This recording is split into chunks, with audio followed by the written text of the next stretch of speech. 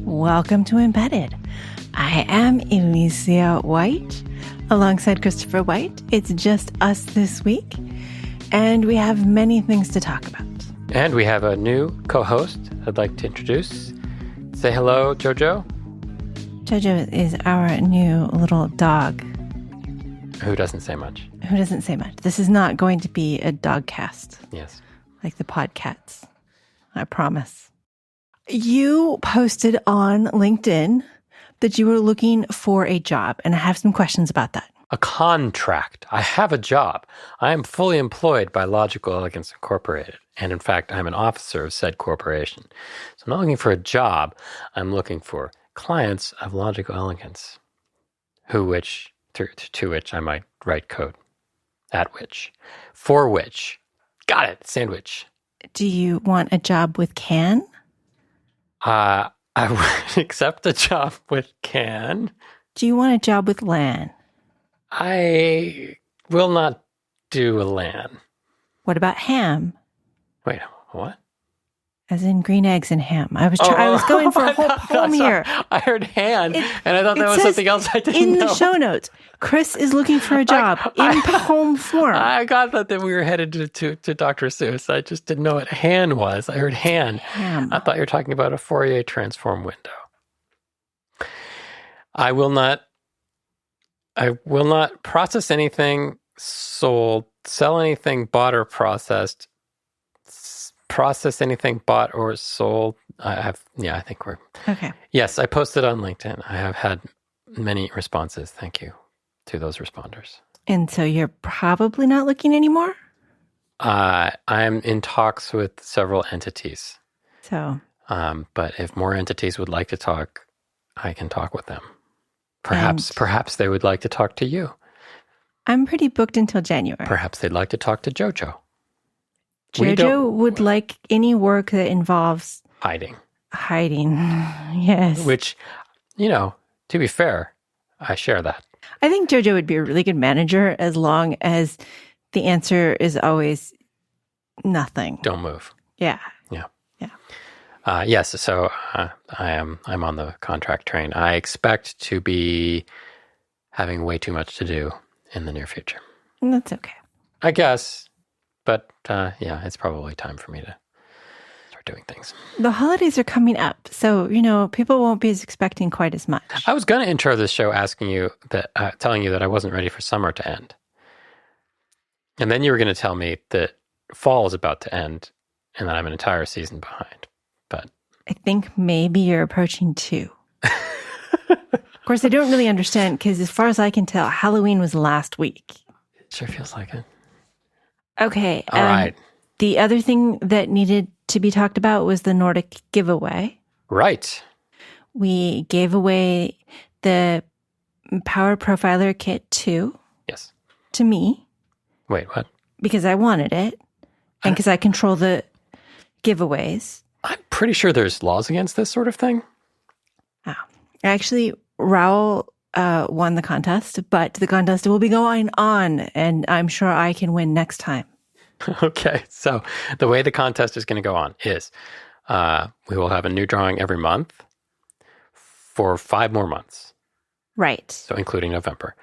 And everybody who didn't win in the previous round will roll over into the next round? Yes, and the question is the same. Okay. What features are you most interested in? Although after the 3rd month, I think we're switching to a different question. So okay, so we'll probably clean the slate. After two more tries. Okay. And we'll clean the slate and ask a new question. So which means you'll have to re-enter. Right. Okay. Well, but until then, you don't have to re-enter. We'll let everybody know. And if you haven't entered, you feel free to enter for this month and next month. Right. Show at embedded.fm is the best way to enter, or hit the contact link on Embedded FM. I'm almost ready to say it's the only way to enter, but I mean the entries through Squarespace comments or YouTube comments is pushing it. Okay, but it's a little easier for us if you just hit email, and then I can put you all into a folder. I'm not. And then I shout through the house, Christopher, give me a number between 1 and however many people have entered. I don't really check the YouTube comments all that often. I do get emails, so it worked out this time, but email is so much easier. Yes. Okay. Well, thank you for entering, everyone who entered, and we will have more. And there'll be an ad later in the show, but we'll do a separate ad. Perhaps right now. The show is sponsored by Nordic Semiconductor this week. Nordic is a market leader in IoT connectivity, providing hardware, software, tools, and services to create the IoT devices of the future. They specialize in ultra-low-power wireless communication with a wide technology portfolio such as Bluetooth low energy audio, Bluetooth mesh, Thread, Matter, cellular IoT, and Wi-Fi. They have thousands of customers worldwide with more than a 40% market share in Bluetooth low energy, nearly 2 million systems on a chip produced every day. I can see that getting into the Nordic developer platform can be a little intimidating, but Nordic has their Developer Academy, which is an online learning platform that equips developers to understand how to build their IoT products with the Nordic solutions. They also have the Dev Zone, which brings together tech support and a community of customers to provide assistance, troubleshooting, and all kinds of information on technical topics. Visit nordicsemi.com for more information.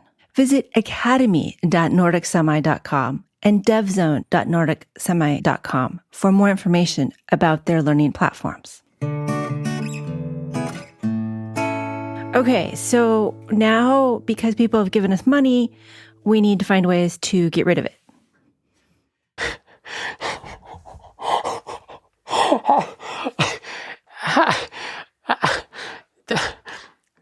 I question your upbringing. Okay, sure. Okay. Not, we can afford to pay for JoJo. Yeah, sure. Ways to get rid of it. Ways to get rid of the money. Drop computer equipment on the ground. No. I'm sorry. Okay, so I saw that somebody made an incredibly beautiful, colorful, adorable ruler out of PCB with red and green and white and light green and copper. It's colored silkscreen, right? Is that how they do it? Or? Well, I think they only had 2 colors of silkscreen, and they used the board and the masking as the other colors. All right. Which was, it was really nice. And so I was thinking, well, maybe we should do one, because we also got a request to do a badge after the SuperCon badges, which is weird because we don't go anywhere. So why would we need anybody to have badges? I don't think they're real badges anymore. I think once they're like a foot wide with a TFT 15-inch display and stereo speakers, it ceases to be a badge. It's more of a plate armor. And so between these two things, I have been contemplating trying to make an embedded FM board. An embedded FM board. I polled the Patreon listener Slack group. And the highest priority, and possibly I did influence this some with my description, was that it be pretty. And then after that, the next criteria was that it be a radio or that it be used for learning embedded. And those were tied as criteria. A radio? And I looked up simple FM radio circuits, and that's pretty straightforward. That's like 10 components. I looked up one of the STM32 disco boards, which is one I use in my classroom. And that was a lot of components, in part because there's the whole programming subsystem.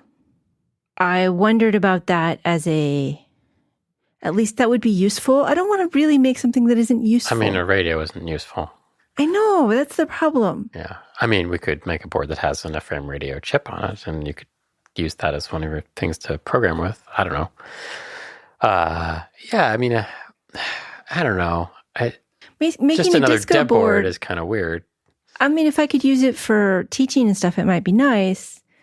But the disco board I was looking at retails for $20. Yeah. And there's no way we would be able to make it for less than 40 because we wouldn't be making as many. And once I made it pretty, it would be bigger. Ramify? How do you use that as a verb? I'm sure that it works here. The things... The complexities ramify through out? Yes. Okay. Yes. One decision ramifies into further downstream decisions. It's a very Neil Stephenson word. Yeah, well, 40, is that what, did you actually go out and kind of price a bomb out, or? No, I used it, if it retails for 20, yeah, and the bomb in 10KQ probably is 5 then, and which means that in hundreds, it would probably be 4 to 5 times that. And I mean, we could mostly break even on it if it was just for fun, but there's a lot of work involved. I mean, you're not just going to slap a board together and... Well, and I'm not going to be the one to be able to put together this board. I mean, even with schematics from like the disco boards available, if I want to make it pretty, I'm going to go talk to somebody who's done that a few times. So, I started to be excited about this, and then I started to think about another T-shirt design. What about something smaller?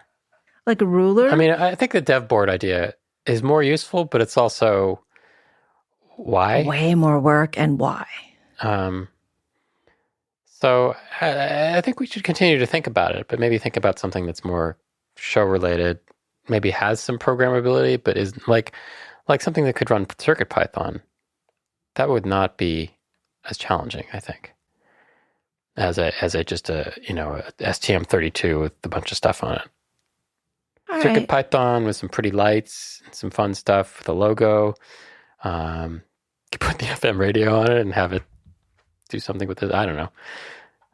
Let's put some more thought into it, or have people, if they have suggestions of what they'd like to see. Because it'd be a fun little artifact from the show. People like that stuff. Yeah. CircuitPython might be the way to go. Then we don't have the programming subsystem, but we do have USB. And one of the things, I started talking to Carrie at Alpenglow, and she pointed out that if you're making these, you're going to have to test them. And there aren't going to be enough to make a testing jig. Yeah. So we're going to be programming these ourselves. And now the amount of work starts to scale up. I'm certainly not programming a bare metal disco board with anything or testing it. So if you want to do CircuitPython, that's pretty extractable. But even that, you still have to... Anyway, it's a thought. A ruler is still an option. That would be very simple. It would still be pretty, but kind of useless. But then the Patreon folks did say that they wouldn't mind another ruler. The other option to take some of the work away from us is to still do a pretty board, still have something that does something, but just ship it as a kit. So we'd have to build one to make sure the kit works, maybe 2, program it. But otherwise, it's a soldering, make sure we pick parts that are solderable and stuff, but make a soldering kit thing, educational. I mean, that wouldn't work for probably your class stuff because you don't want to make students actually build their own boards, but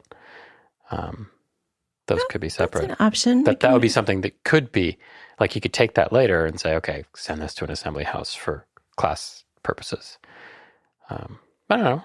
That would take some of the labor out of it. And, if it doesn't work, then we'd have to interact with people and say, okay, well, maybe you need a replacement, this, that, or the other thing.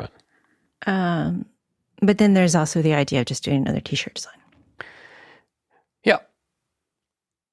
Which I would not do through Teespring again because they were not great. Yeah. Sorry. So, yeah. I don't want it to be like a teensy where we are in the board manufacturing. Not unless for some weird reason we were suddenly super popular and we can just outsource the whole thing and live in the Bahamas as board mavens. Of course, Sergio mentioned that it had been a while since they last got an embedded FM sticker. Oops. Asked if those were still a thing and should we use generative AI to design the next one. Let me get that first question out of the way. They are still a thing. I meant to send some to SuperCon for people to give out, and then I didn't because I just slacked on it. I have a box of stickers, and I should send them out. I guess send me your mailing address, and I will make sticker Christmas cards. Maybe that's the way to go. Holiday cards, winter cards, New Year's cards. Solstice cards. I mean, for the most part, I only have New Year's cards. So, yeah. The second part of your question, should we use generative AI for this? The answer to your question is no. I'm going to go get a cup of coffee. No, I'm done. Oh, okay. The answer was no. Oh, just that. I mean, I like our current design, so I don't know if we need a new one. Sure, yeah. But if we did, the answer would still be no? Yeah, the answer would be no. Okay. Unless you want to convince me. Osao asked, how do you make an ethical choice of LLM/AI? Not the ethics of using LLM? Large language model. Okay, right. Not the ethics of using one, but assuming you are going to use one, are there ethical choices or ethical pathways you should follow in order to choose which one? I'm not an expert on this, but I do know some things. I think so. Primarily, what you're asking about is how it was two parts, but the first major part is what it has been trained on. I think that's the major ethical issue, just for general use, that people might be concerned about, apart from some downstream things. And that's a bit of a challenge. So the big ones have been trained on the wide internet. So anything from OpenAI, ChatGPT has been trained on whatever is publicly available on the internet, whether it's copywritten or not. So Reddit, publicly available images, stock images, news images, people's personal images, Twitter, whatever, all that stuff. But also, like, Google has a bazillion books. Possibly. Many of which are copyright. Possibly. Artwork. DeviantArt is a big independent art site, and I think they've all trolled through there. So it's difficult. So the big ones, I think Bard is Google's. I think that is similarly trained on whatever Google can see. ChatGPT is obviously trained on a lot. There are some smaller ones, and I don't have them off the top of my head, that are supposed to be ethically trained, where they have either found things that are obviously public domain to train on, or gotten people's permission for large sets. I think Adobe has been trying to do that. So I think the stuff that's built into Photoshop, I think Firefly is what it's called. Don't quote me on that. I think that has been trained on things that are licensable, so that there are fewer copyright issues. And I know there's a couple of smaller open source kind of ChatGPT things, large language models, that are claiming to be trained on things that are permissible. You're just going to have to look and see what details you have about the particular model that you're looking at using.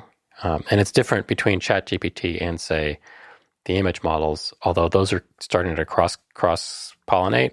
So ChatGPT and DALL-E are now kind of merged, so you can do image stuff back and forth with text stuff and have conversations. So that's doubly confusing as to what what to do there.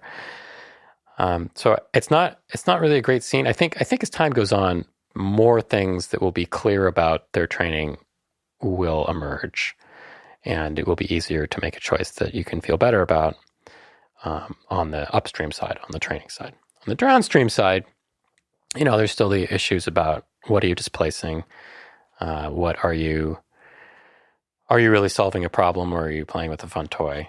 There was something else about so there's a lot of difficult kind of things that go into the choices right now. I use some of this stuff. I've been using OpenAI has a model called Whisper, which is for transcription, which I've been experimenting with it for the podcast. It's not quite there yet, mostly because it doesn't recognize different speakers, so it just gives you this wall of text of everybody speaking. And there are some apps that kind of, you can drop in all the separate audio files and it'll transcribe them separately, but it's not quite working right yet. That's very useful. But that's separate than the transcripts we pay for and are available, and those are all clean and speakers are identified. Yeah. What do you think about this question? Well, I mean, it's kind of fun because you get pretty irritated anytime anybody brings this up. So there's I can talk reasonably about it. I get irritated when people don't think about the usage and are just evangelists for it.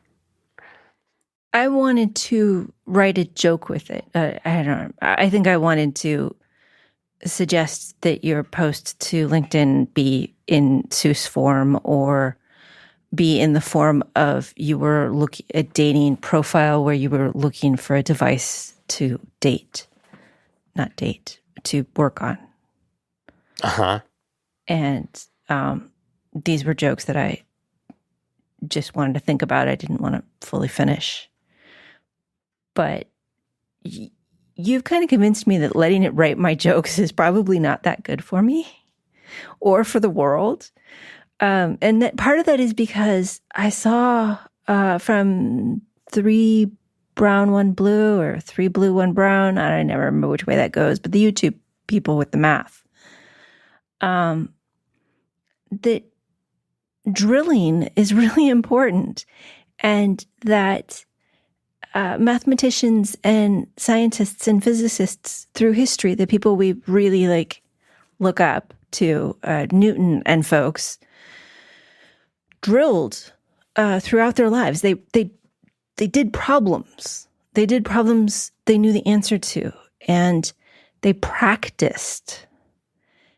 And that practice ends up building your intuition. When we think about solving problems with analytics and intuition, you don't get that without all the drills. Or if you do, you're super lucky. But I need to see a problem a few times before I can really, ace it off the bat. And I have to admit, looking at students in class, I feel like I'm constantly being quizzed on things. Oh, yeah. But I think that makes me better because I am constantly being drilled on embedded topics. Like, why would you do this versus that? And why do the bit masks work this way? And SPI versus I2C. I am never going to get those two confused. I know some people will, but I will always know when to use those. I2C is the crappy one. That is not true, but go ahead. They have their purposes. No, it's fine. I just never get it right the first time, whereas with SPI, I almost always get it right the second time at least. And so between thinking about drills for math and physics problems and thinking about having an LLM help me to write my jokes, I kind of wonder if I do fall into the habit of letting it do that, if I get out of practice myself. I think that's certainly something I haven't necessarily. And it's something I enjoy. Yeah. Except when I, kind of just half-ass it, like I did with "You should do that" in a Seuss poem. That's something that's getting at the edges of something that bothers me about the LLMs, and probably would bother me about any AI that purports to converse and think, or not think, but, that we can have conversations with, that we can treat as a sidekick, and has knowledge enough to do many, many tasks. One of the things is what you're saying, like getting out of practice of mundane stuff. Now, plenty of technology gets rid of mundane stuff for us. Calculators. Right. And I'm not going to argue that necessarily everyone needs to be super fast at arithmetic in a world with calculators. That's definitely a benefit. But it sure helps for estimation. But I wonder about communication. and writing. See, that's the thing. Is I was hoping somebody write a thank you letter, and I'm like, okay, ChatGPT is the way I would go with this. But maybe that's because that's not a natural skill that I am good at. Polite talk. Yeah. And so one of the things I said on Mastodon a couple of days ago that I've been thinking about, and it was triggered by somebody who was doing some writing, and they threw their writing at ChatGPT to have it proofread and check on some things and stuff. I'll just say what I wrote. I have trouble articulating a lot of my qualms about large language models and where they're headed, but one of them is that it's going to be so easy to just grab one and have it work with you on writing or brainstorming or getting a second opinion on something, rather than reaching out to someone and having a chat. Especially for people whom the latter, reaching out to someone takes a bit of activation energy, introverted people. Some people will probably say that's good, that you have this thing to bounce ideas off of or to check you at a moment's notice. You're not wasting anybody else's time. Well, why? Well, okay, so first of all, I'm interested in why you think that would be a waste of somebody's time. If somebody asked me to proofread something, I would say yes pretty much immediately. Wouldn't you? Sweet. I have many things for you. Do you understand what I'm saying, though? I do, but... I mean, writing is a human process. Communication is a human process. And I feel like if we're... I just worry about things.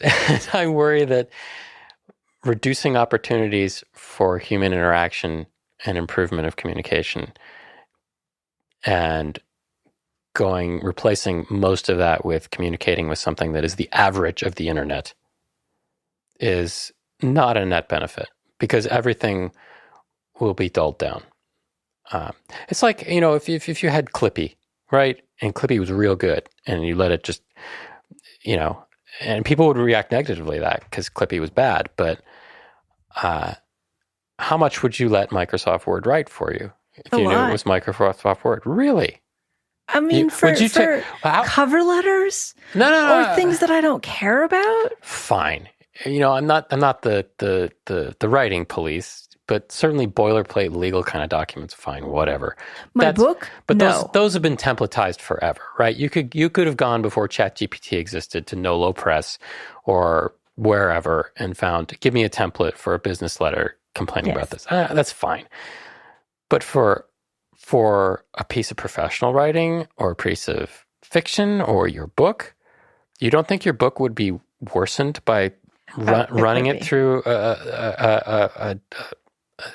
this thing? Yes, it would be, because, I mean, from the sidebar on how we still use modems to the detailed factual information that has been checked by experts, no, you're not going to get that from an LLM. To take what you were saying,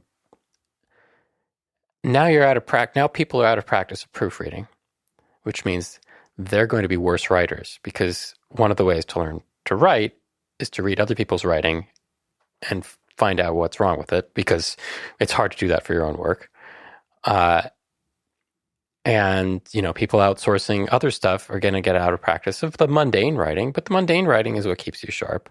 There's a lot of emails we write and stuff. I'm getting emails, I'm sure, written by ChatGPT now, because they just have that kind of but those are fragrance. Spam and junk emails. Some of them, but some of them I think are on LinkedIn. LinkedIn now, I just saw while I was there, has a button you can press to do all of your outreach stuff using an LLM. It'll write all your... Yes, but those totally feel like this person hasn't bothered to read my profile. For now. Anyway, I don't want to go on too long about this because, I get off track and people know how I feel. But I mean, having said all of this, a few people seem to think I'm anti-AI.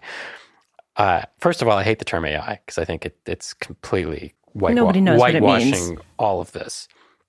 I prefer the term ML because that covers a lot more things that aren't necessarily neural networks. It covers types of neural networks that do very useful things in limited scoped ways. Anyway, I do not hate AI and ML. I, in fact, have one and possibly two clients where I'm working on ML stuff. So I am familiar with it. I know how it works. And my opinions are probably verging on philosophical at this point and not technical. So, Okay, I have some lightning round questions. Are you ready? it's a little late in the show for that, but okay. Simon, finish 1 gig or start a dozen? At this rate, I'm starting a dozen. I currently have 4 open tasks between teaching class, finishing the book, and 2 clients. I have a lot. I'm going from 0 or maybe 0.25 clients to possibly 3. Svek would like to know pancakes or waffles? Ooh. Well, wait. Which kind of waffles? I believe you can choose your own. All right. I'm going to admit something here. I eat a lot of toaster waffles. Mm-hmm. It doesn't necessarily mean I like them better than pancakes, but they're easier to make. The problem with pancakes, I'm getting an intense sense of deja vu. Did we not have a very long discussion about waffles and pancakes on this very show at some point in the last 5 years? I don't know. Somebody find that out. The problem with pancakes is they're delicious for 3 bites. And then suddenly, for me at least, it feels like I've eaten that spray foam that you use to seal your house with. And then it comes out real small, but then it expands to 18 times its size. So I have trouble with pancakes from a mass to enjoyment ratio standpoint. And your toaster waffles don't expand at all because they have like negative calories. Oh, they got calories. They don't have very many calories. They've normal. But okay, Belgian waffle. Final answer. I would say pancakes, whether you are talking about the food or the style of holding hands. The what? Moving on. Excuse me? The style of holding hands? Yes. If you hold hands with somebody and you hold hands and your palms are together and your fingers touch your fingers, that's pancake hand style. If you do waffles, you interlace them. And that's waffle style of holding hands. I've never in my life heard this. And waffle style is okay unless your partner's hands are much bigger than yours, in which case waffle styles can be uncomfortable. But pancake is worse if you're sweaty-handed. I'm learning so much from this podcast. I really think, we're really helping people. Okay, one more silly one, and then we'll actually do some embedded stuff. Butter. Salted or not? I mean, for just eating, salted. What are you? Straight out of the carton? A lunatic? For baking, unsalted. Didn't we? I saw Paul Hollywood just answer this question. For unsalted, if you're baking, you can control the amount of salt in the recipe if you use unsalted. Otherwise, you don't know how much salt you're adding.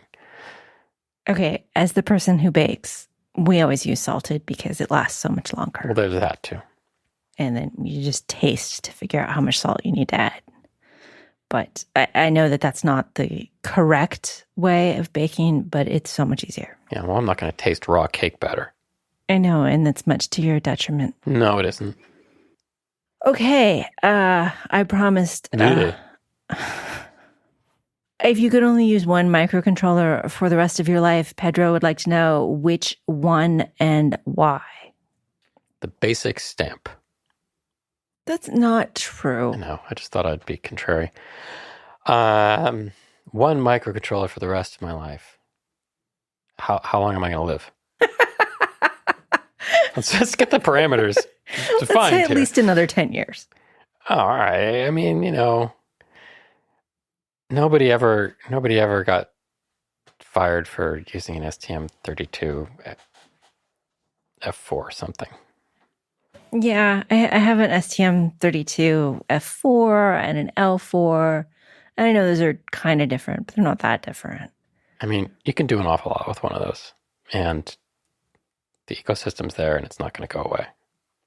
And It's well documented and everybody's used it. I mean, that's kind of the boring mainstream peg. And I've seen some M55s and some M85s coming out, but I'm not very familiar with the specs on those other than they go faster. Well, now I'm thinking, I don't know. I don't know. The problem is I don't have any particular. Everybody wants me to use something different when I show up at a client, so I don't really form attachments. I know the ones that I enjoy using.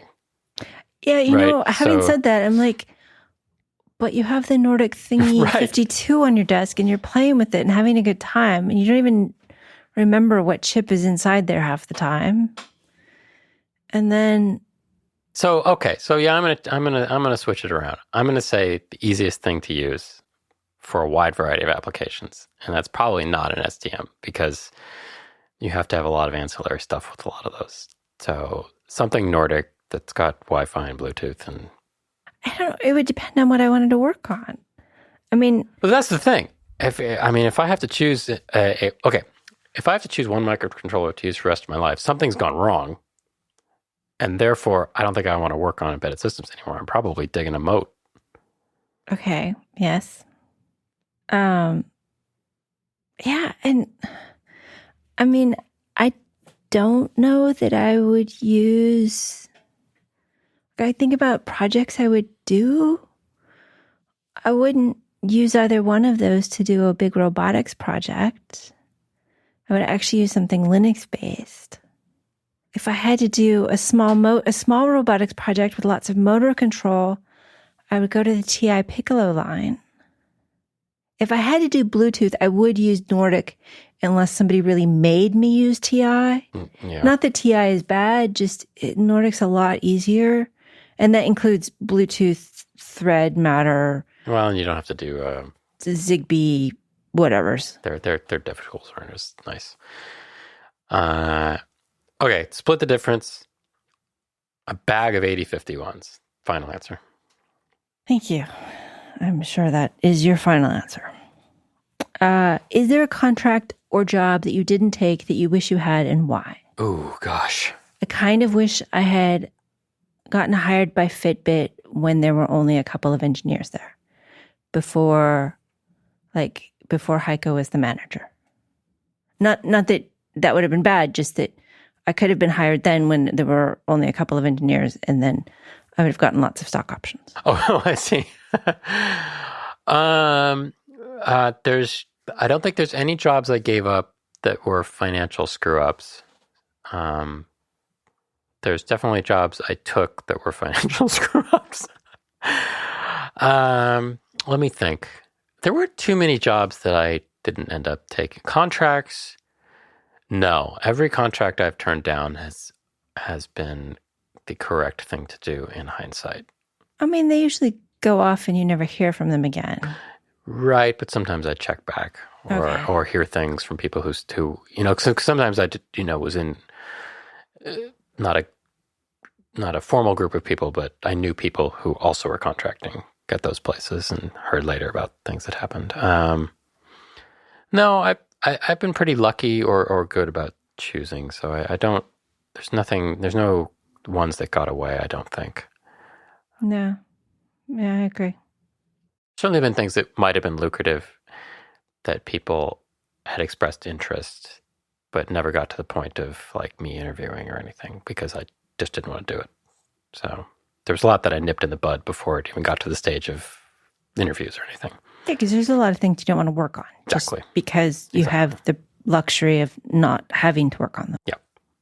Okay, let's see. The next question was from Ambad at Embedded, who asked the favorite jack of all trades micro or a favorite specific task micro. I feel like we've kind of covered that. Yeah. There's a follow-up question from the same person. Is the Arduino Uno now obsolete? Oh my God. It was obsolete when it came out. I mean, it depends on your definition of obsolete. I mean, if you've got one, it can do things. There's plenty you can do still. But even when it came out, it was quite expensive for what it could do. Yeah, that's the thing. I mean, it's a really old processor. There's a lot you can get for the same or less price now that can do a lot more. So yeah. I don't know. Do they still sell them? Oh, yeah, they still sell them. Oh, okay. But on the other hand, they are the easiest, lowest common denominator. Almost everyone can get a compiler to run on their system. That's the thing about this stuff. And that's why I'm saying it's hard to define obsolete. Because, like, computers get obsolete because of the software stops being supported. So like, a laptop from 2005 may not even be able to surf the web anymore because it can't handle, it doesn't have you can't upgrade it to an operating system that can even do HTTPS or something, right? That's not the case with embedded stuff. Like, that's why 8051s are still being used in modern things, right? Or derivatives of 8051s on FPGAs or things. So I don't think it's obsolete as long as it does what you want it to. But again, I wouldn't. There's other things I would pay more for unless you had a really good reason. There's other things I would, for equivalent price, would buy instead of for hobbyist stuff before I'd reach for an Circuit Python would be much higher on my list these days. Circuit Python, or and that doesn't even dictate what board it is, right? You could have a Raspberry Pi 2040 or the Adafruit has a Circuit Python little itty bitty chip on a ruler that cracks me up. I have one on my desk. But if it works, then you've got them. So, talking about historical, I went and somebody linked to the Byte magazine back issue. Oh, neat. And I looked at the first one from 1975 and went through a couple of them, kind of thinking it would be fun to do a live. I didn't tweet live mastodoning. That doesn't sound right. No, live tooting sounds even worse. But reading those and commenting, trying to read a magazine a day or a week and commenting, be fun. And it was kind of amusing. I did it a little bit for the Patreon Slack group, and just kind of making fun of the idea of needing to repurpose keyboards because they weren't standard yet, and so you'd have to change them around. But then there were other articles that were like how to write your own assembly with the idea of how to understand assembly as you write it. Like, what is the piece? That article could be published today and would be just as useful. That's because embedded is still stuck in 1975. Still somewhat backwards. But now we have new keyboards, so it's okay. Yeah, you don't even have a big clacky one. No. That's what all the coffee achiever people type on. So you can hear them from 10 miles away. I'm mechanical keyboard people. You're fine. Sorry. I'm not really mad at you. It's just that he had to share an office with me for so long that he knows that if anything makes noise, it's my opportunity to turn around and glare at it. Yeah, I had to type on a pillow. With the little letters that I Sharpied on. Keyboard was inside there. It mostly lined up. Okay, so let's see what else we have next. I recall an episode where you talked about installing an antenna to talk to your dad. How is that going? You know what? It's going. We always knew it was going to take us a while because we both had to learn Morse code and we both had to get radio stuff and learn how that works. So I have gotten Morse code to the point where I'm bad at it, at about 10 words per minute, which is better than when I started, which was I wasn't able to do anything. So I can send okay. Receiving is still challenging, so I'm working on that. I think my dad has gotten somewhat more proficient than me. He has a radio and he's been testing it. He's set up his antenna and he's receiving stuff. I have a radio kit. He has the same radio I do, but he got it assembled. I got the kit. And I started it this week, and I have wound a grand total of 1 toroid. How many do you have to wind? I think there's 3 or 4, but this is the hard one because it's got multiple winds. So it's got 38 winds with 2 ends, and then 5, and then 5, and then 5. So it's teensy, like it's the size of a dime. So it's kind of fiddly with all the magnum. I'm just nodding. Anyway, what? You know what teensy means? No, it's not the teensy part that I'm nodding. It's the winding and the 5s and the 38. 5 winds. And 5 winds. It's just winding. You count them. It's a lot of wine. Where's the cheese? Anyway, so that's going to take me at least a week or two to finish. And then, I'm going to set it up and see if I can hear anything, and we'll proceed from there. But so, I don't know. You have the wire for the antenna, but we haven't set it up yet. No, I have the antenna, and I'm going to probably put it in the front yard. Oh, good. That's better than my idea of getting a crossbow and firing it into one of the taller trees. You know my track record with projectile weapons. I was going to get to fire the crossbow. Projectile weapons and technology and trees. The last time I used a projectile weapon in the hopes of doing something technology related, I ended up in the ER. So, the front yard, because he's east. Okay. So I need to have it, and if I put it back here, the house, I'd have to get it pretty high up. Okay. High up to clear the house. So if I do it in the front yard, I don't have to clear the house. So it'll be oriented this way. Because it radiates. We should put it along the path where the squirrels are. Maybe we can talk to them. Yes, I'm certain they know Morse code too. We can build a squirrel army. The project is going. I'm hoping in the next month or two to try it out. The nice thing about trying to talk to someone that you have an out of band communication with is we can kind of pick a frequency while texting to each other or even on the phone and say, okay, did you hear my CQ? So we'll know if it's working. We're not going to just kind of randomly try at random times and see if anybody's listening. So, the hard part about Morse that I've talked about before is I thought I got to the point where I could understand the letters, but once real words were coming past, it was harder to copy what was being said, and the patterns of letters when it's random, they tend not to have a lot of the quick letters together as often as real words with, because E-I-E-I-O sounds a lot like just very fast dits. Yeah. T, Q. Yeah, right.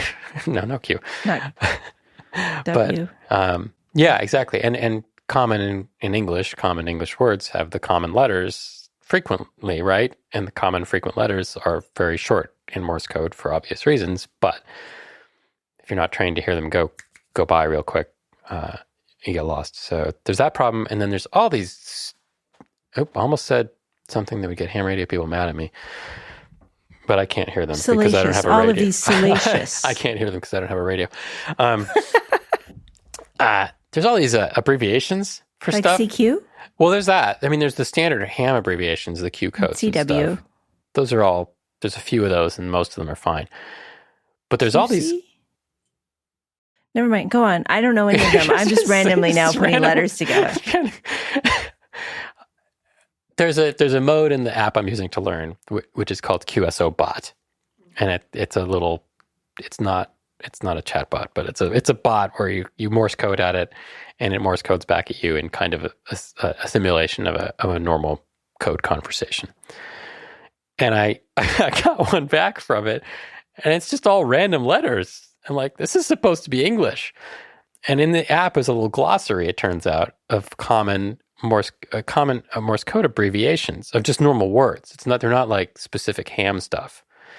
Oh. So it was like, R for some, word, FR for from, and so all these common words are just shrunk to, and I don't know any of them. So I'm sitting here copying this going, what is this thing saying to me? And it's like, oh, how's the weather out there? And it was like, H, WX, RR. So there's all, and I don't think we have to use that with my dad, but if I am going to talk to anybody else, I don't really know how to prepare for that. And it's hard enough to learn Morse. I don't want to learn somebody's language, stenography. So I don't know how often that stuff is actually used. Probably pretty commonly because it's Morse is extremely slow. So obviously abbreviating things makes sense, but I don't know any of those. So I might just have to print out a thing and big poster. Cheat. Yeah. But thank you for asking. It is continuing slowly, as most of my projects do. Let's see. I should mention the book because I told O'Reilly that I had a podcast with listeners who might be interested in the book, and it should be out in March. I have finished the first draft, and so you don't hear me whining about how hard it is to write about motors anymore.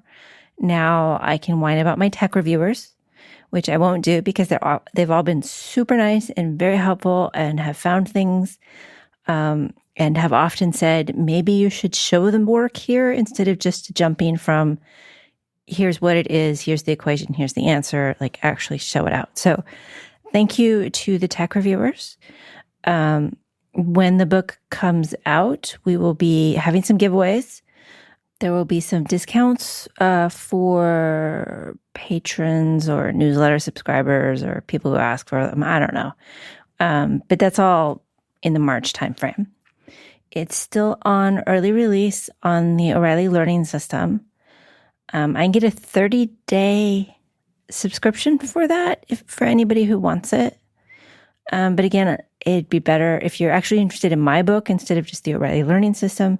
You might want to wait until like March when it goes from having diagrams that I have scribbled out to professional diagrams. No, that scribbled is the cool part. There is the one that says, please make this monster look scary. And the monster I drew is just not scary. It's not even attempting to be scary. So yeah, that's closer to done. And the tech review stage is hard because I know that these people are helping me and they're really nice people and they're going above and beyond. And yet there's still always the temptation to argue. You know, like, I totally disagree with you because I wrote it that way for a reason. And that's not really true. I just wrote it that way because I didn't think of what they were saying. So it's like all ego in code reviews. You kind of have to get around it and realize that it doesn't, they're not attacking me. They're trying to help me make it better. And they are succeeding when I let them. And then ClassPert is doing their asynchronous cohort, which has turned out to be kind of weird and not much less work than a regular cohort. So that part wasn't successful. I don't know what's going to happen there. I don't know if we're going to do another one. Stay tuned, I guess. But don't hold your breath. For the book, I am starting to look for conferences to present at. Of course, not very many in person or mostly local to the Bay Area if it is in person. And being paid is really nice and keynote positions are really spiffy and all that. But I am working on a couple of pretty cool topics. You should go on some podcasts. I should actually. I hear people like podcasts. Did you do that on purpose? Of course I did. Do you know what podcast I'm on? Yeah, the Builders Quadrangle. The Builder's Circle. I was close. Pratik, with Sarah. I was on. It's a podcast devoted to people with startups and how to make their startups work. And she's a mechanical engineer and she's talked to a lot of electrical engineers, but she didn't have a lot of firmware experience or really understand the whole process. So it's like I talked for an hour and a half solid very quickly in order to like download everything. So yes, if you would like to hear more of me talking about embedded systems, which nominally is what this show is supposed to be about. Oh, we didn't talk about any of it today. So please check out some other show. Please check out the Builder Circle. And there'll be a link in the show notes, of course. Cool. Yeah. The episode doesn't come out until the 28th. Yeah, I think that's right. Yeah. What else is going on? There's other stuff. There must be other stuff. Does there have to be other stuff? Yeah, there should be other stuff. Because then if there isn't other stuff, I have to go do some work. Oh, I see. Or exercise. Actually, given the time, we both need to exercise. Okay. Well. And since we got a dog who is actually a lump of coal, we can't take her for a walk because she's too afraid. Instead, we will have to exercise boring ways. I'm taking a picture of the dog in the podcast zone here. I see. All right. Well, I'm sorry to everyone. Thank you to Christopher for producing and co-hosting. What did you call me? Thank you to Christopher. Oh, okay. I heard Chriser. Thank you to Christopher for producing and co-hosting. Thank you to Nordic for their sponsorship. Thank you to our Patreon listener Slack group for their support and for their questions. You can enter the contest or talk to us at show@embedded.fm or hit the contact link on Embedded FM. You can do a comment, but we don't respond as quickly. We might miss them. We might miss them. Especially on YouTube. If you need pictures of our dog, let us know. If you would like to imagine what a picture is, all you have to do is go outside, look at the sun for about 1 second with just one eye, and then wherever you look after that, you will see our dog. It's kind of like a void in space. Okay. And now for some Winnie the Pooh. Let's see. We had the nothing Pooh Bear, nothing. We can't all, and some of us don't. That's all there is to it. And then Pooh hummed and sang Cottlestone Pie. All right, here we are. That's right, said Eeyore. Sing Umpty Tiddly Umpty Too. Here we go, gathering nuts and May. Enjoy yourself. I am, said Pooh. Some can, said Eeyore. Why, what's the matter? Is anything the matter? You seem so sad, Eeyore. Sad? Why should I be sad? It's my birthday. The happiest day of the year. Your birthday? Said Pooh in great surprise. Of course it is. Can't you see? Look at all the presents I have had. He waved a foot from side to side. Look at the birthday cake, candles and pink sugar. Pooh looked, first to the right and then to the left. Presents, said Pooh. Birthday cake? Said Pooh. Where? Can't you see them? No, said Pooh. Neither can I, said Eeyore. Joke, he explained. Ha ha. Pooh scratched his head, being a little puzzled by this all. But is it really your birthday? He asked. It is. Oh, well, many happy returns of the day, Eeyore.